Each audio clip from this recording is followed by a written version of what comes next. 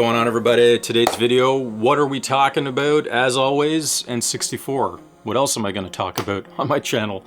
Well, actually, eventually I'm going to be covering more systems. As you guys have seen, I've done some stuff on Game Boy and Game Boy Advance. That's sort of the different pieces of equipment that I've been getting to and covering and doing demos of that. My collection has started to sort of expand and swell into other areas. And so I do have a lot of other platforms, different consoles and development equipment that I want to cover in the future. So I'm excited about my channel. Like I'm gonna be branching off in other areas. But these days it's all N64, which is a lot of fun, and there's still so much for me to cover. You know, whether it's hardware demos or even just programming and doing tutorials. Like that's something that I really want to dive into and share with you guys. So it's kind of cool and exciting and a lot of fun. Now today's video, I'm actually really excited because this is cool. What I'm covering today is the official Nintendo issued development kit that they had put together for N64. And they provided it in different configurations, different combinations of the equipment, depending on the development studio and their requirements and the platforms they were using. So that kit that I'm talking about, this is the PARTNER-N64 development kit for Nintendo 64.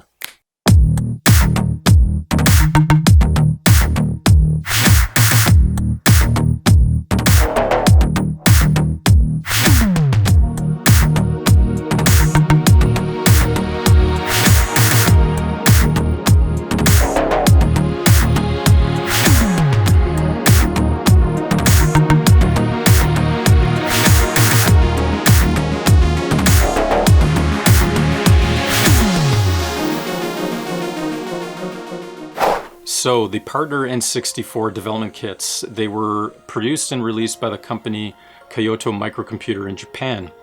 Now, they released the kit in a couple of different packages. They had one package that was targeted specifically for gaming studios that were using Windows 95 PCs. And they also had a package targeting gaming studios that were using SGI equipment, Silicon Graphics workstations. Kyoto Micro-computer provided a specific kit for them to use with their hardware. So now the system that we're covering today, that is the PARTNER-N64 PC, which runs on Windows 95 operating system, and the hardware is installed in an IBM PC compatible computer. In the future, I will be covering the PARTNER-N64 network version for the SGI equipment, but that will be in a later video, and I'll be talking about that a little more in depth later. So the development kit came with a PARTNER-N64 cartridge. That was the development cartridge that would insert into the top of a N64 console and communicate directly to the IBM PC running a debugger software. So there was a parallel cable that was provided, as well as an ISA card, a parallel interface card, and that performed the communication between the cartridge, the console, and the development PC. So now when talking about the interface card, there was the ISA version, and as well there was a PCI version which provided a higher data transfer rate. And to my surprise, they also had a PCM-CIA interface card for developers using laptops. Now, I've only seen photos of this from a manual. I don't think anyone has posted an actual photo of the hardware of this PCM-CIA card. But as you can see, it provided development on the go for developers if they were using a PARTNER-N64 system and a laptop. So that's pretty cool too. It was an interesting thing that I didn't know about. So now when talking about the PARTNER-N64 cartridge itself, if you look at the back, you'll notice there's a decal, indicators for revision 10 and revision 11. Now, depending on what was ordered from the factory, the revision 10 model would provide 16 megabytes of onboard RAM memory. If you ordered the revision 11, you would have 32 megabytes of memory installed. So now if you open up the PARTNER cartridge, remove the back and look inside, you'll notice a DIMM card is installed. So now when you install this and you boot up the debugger software, it usually indicates the amount of DIMM memory installed in the cartridge. And that's just a standard boot up process of the PARTNER debugger software. Now, another interesting thing about the partner cartridges that I don't think a lot of people realize, and that is that the partner cartridges have an EEPROM chip, and when it comes from the factory, it's not populated. Most N64 retail cartridges have an EEPROM chip installed, and that's for storing save games. Some cartridges used SRAM, but the EEPROM memory was also there. Developers had the option of ordering a 4 kilobit or a 16 kilobit EEPROM chip, depending on the requirements of the games being developed. So now if you're a hobby developer and you're playing around with the system, there's actually a couple of SDK demos for testing memory. And that's something that you can go in and populate that 8-pin dip socket in your partner cartridge with either a 4 kilobit or a 16 kilobit EEPROM chip and run some memory tests. So that's something that's kind of interesting, and I don't believe a lot of people realized. So it's pretty cool. As well, the development kits provided a modified N64 console, and the reason for that, the debugger software had functions for running a reset as well as performing an interrupt. So in order for the development PC to have control over those signals during runtime, the modified console was a requirement because those signals were not actually provided with the retail versions of the console. So I'm sure some of you are curious about the socket that's located at the top of the partner cartridge. This is actually used for a couple of different things. Developers would use this socket when they were doing 64DD disk drive development. As well, they would use it for when needing to do SRAM memory development for N64 cartridges. For 64DD development work, developers would upload a special IPL-ROM boot image into the SRAM of the partner cartridge. As well, they would insert a IPL-ROM pack cartridge into this top socket, and it provided them access to special font and wave data information, whereas the IPL-ROM boot image would be uploaded through from the development PC. For SRAM memory development, developers could insert a special N64 SRAM test cartridge and allow them to test different types of SRAM memory. Now, developers had two choices. They could use the IPL ROM pack and the N64 SRAM test cartridge with the partner N64, but they also had the option of using these cartridges with a standard N64 flash cartridge. And they could do that by using a special adapter board called the DCC adapter board. Developers would program an N64 flash cartridge using an NU64 flash gang writer, and they would insert the flash cartridge in the back socket of the DCC adapter board. The front slot was used for inserting the IPL ROM pack cartridge, or if they were doing SRAM memory tests, they could insert the SRAM test cartridge in that front slot. Certain N64 development flash cartridges had onboard SRAM memory. However, the previous revisions of these flash cartridges did not contain SRAM memory. So the DCC adapter board allowed developers to interface SRAM for when doing SRAM testing. So we're gonna hop over to my Windows 95, 98 PC that I got set up. And I have the PARTNER-N64 cartridge inserted into the modified console, parallel cable connected from the partner cartridge to the ISA card, which I have installed in my IBM PC. And as well, I have the partner debugger software up and running. And we're going to go over some of the basic debugging functions that the system provides, software breakpoints, hardware breakpoints, as well as looking at register information and different areas of memory. So let's move over to my Windows PC and we'll check out some of these debugging features.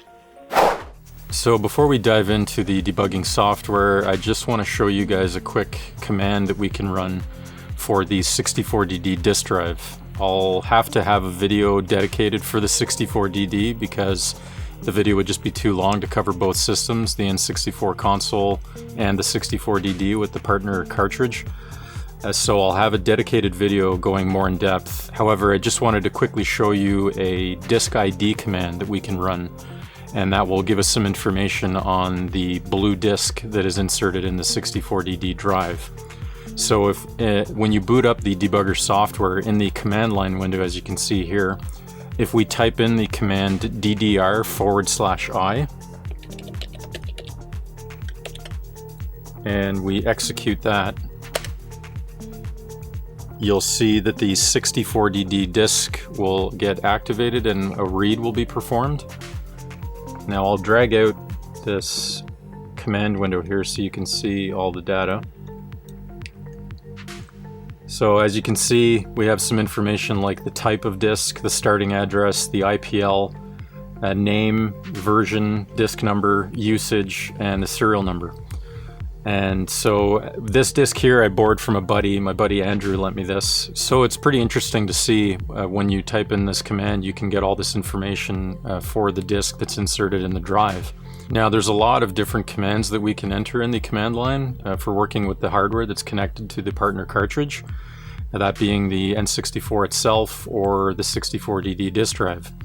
I'll have a dedicated video for the 64DD, but today's video I'm going to be focusing more on the partner cartridge itself and the debugging software. So anyhow, I just wanted to show you guys a quick command using the 64DD drive.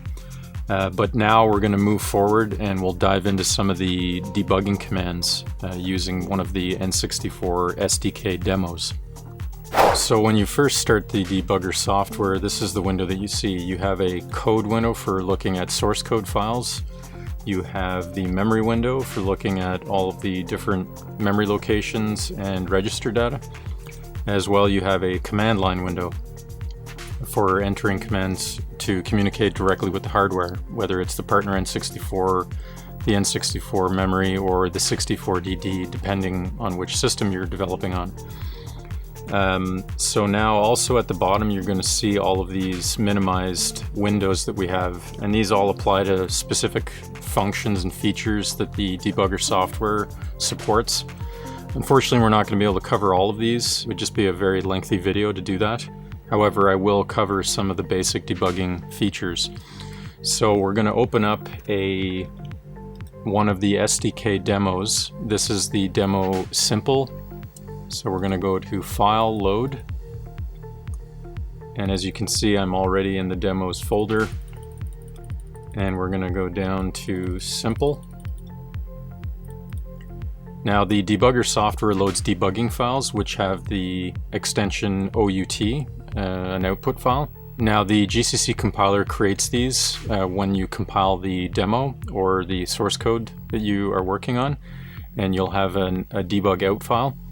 And so we're going to select that and it will load that in, and you can ignore that error at the bottom. That's just because we're not actually running the demo right now. So right away it opens up the first source code file associated with this project, and so if we select our source code window and we hit F1, you're going to see all the different source code files associated with this project. So if we open up the gfx.c source code file, it loads that up and displays all of that code, and we can navigate through this. So if we scroll down to say line 127, there is an assert command. So for those of you that wish to follow along with what I'm doing, there's a link in the description that I've provided, and that's to an online tutorial that was part of the online documentation for the N64 and the SDK. So you can click on that link in the description and follow along for those that are interested. So we navigate down to line 127, and if we simply click on the line number, you'll notice the underline that is created there. And that is essentially just us placing a breakpoint, a software breakpoint in the source code file. So now if we go ahead and run this by going up to the Run menu and selecting Go, or you can also just hit F5, you'll see that the demo was executed and has halted at line 127, and that's apparent by the line of code being highlighted in yellow. So at this point we're able to now go and look at some of the memory and register information, and we can do that by using the command window and typing in certain commands. So we have the command D, which is for performing a memory dump, and we can now look at different variables. So for instance, glist_p, if we hit enter, you'll see that it's printing out a 16 byte data dump there based on that address location for glist-p. And so if you type D again, you are simply repeating the process and performing a 16-byte data dump of the next address in line. So we can just continue to do that, and as you can see, the addresses are moving up there. 16-byte data dump. So that's pretty cool, and it's one way that we can look at some of the memory locations.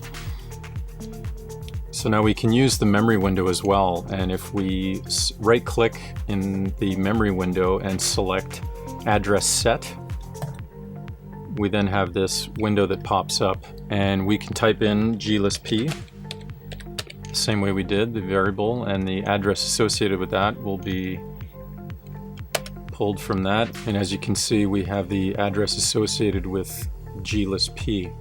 So now you can use the mouse here to select the areas of memory that you are interested in. So now that we have that selected, and if we, in the command line, if we type in the E command, just for edit of memory, and we type glist-p, and so what we've done is we've activated an edit mode for this particular area of memory. So we can now type FF, which is the change that we want to make, and if we hit enter, you'll notice in the memory window at the top that has changed to FF. So now we're still in edit mode here, and so to close that we hit period, enter, and that closes the edit mode.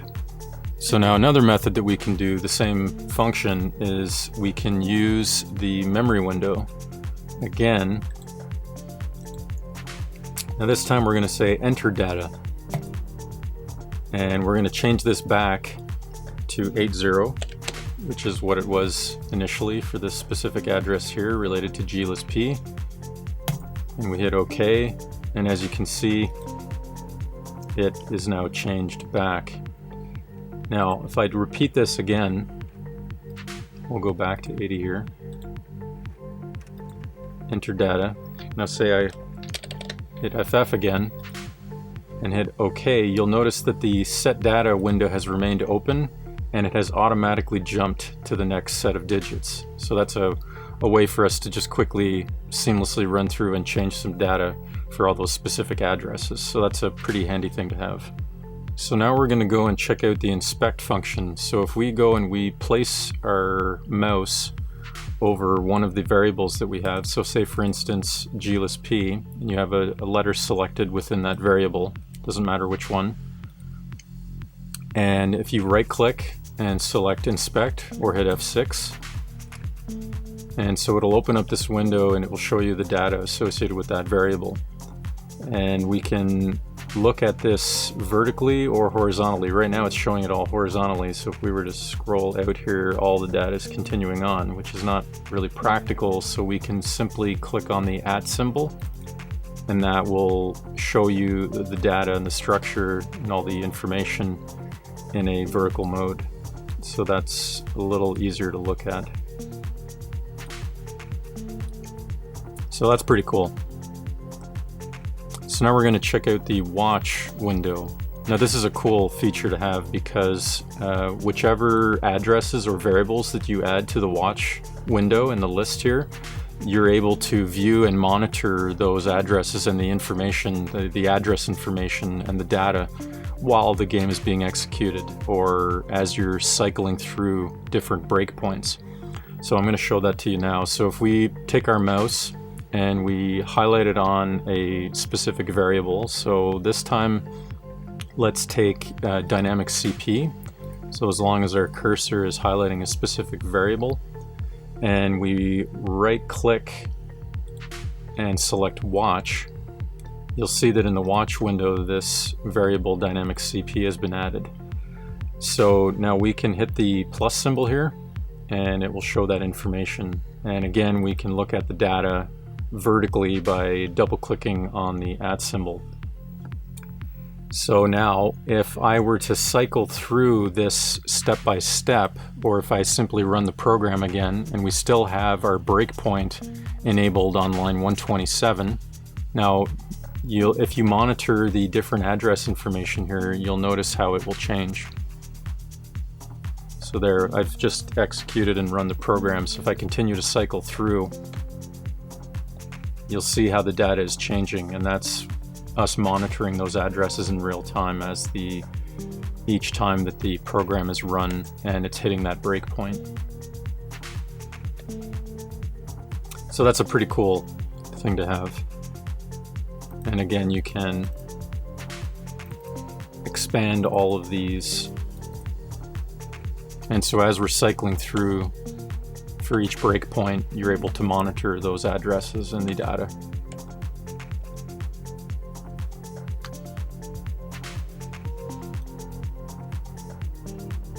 So that's pretty cool.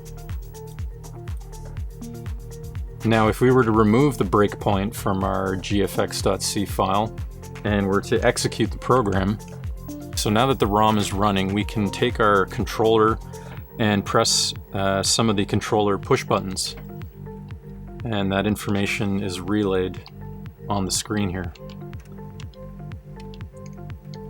And now the reason for that, so now we have our code window selected and we hit F1. That opens up our module window for selecting the different source code files, and we select controller.c and we navigate down into this source code. And so as you can see, we have a series of printf messages embedded in this source code file, and that's providing that feedback information from our joystick and N64 controller. So it's pretty cool. In regards to the Partner-N64 network version of the development kit, what's cool and interesting is that I have the interface box for this development kit, and I would love to be able to demo this for you guys in the future. Now, I have a problem. I do not have the debugger software for this kit, this version of the kit that runs with the SGI IRIX OS. So I'm really hoping that you guys can help me out with this. And if you guys know someone, if you know a collector, or if you know a developer that might have this buried in a box somewhere or up on a shelf just sitting there and has a copy of the Partner-N64 debugger software that runs on SGI IRIX OS, that would be so awesome if you guys could hit me up, send me a message in the comments, or send me a message on Twitter and let me know, because I would love to be able to demo this and show you guys this system up and running. It would be so cool. So if you guys know someone that has this development kit, let me know. That's today's video, so thanks so much for watching, guys. Hit the like and subscribe if you guys can. It's always appreciated. And we'll see you in the next video. Take it easy. Ciao.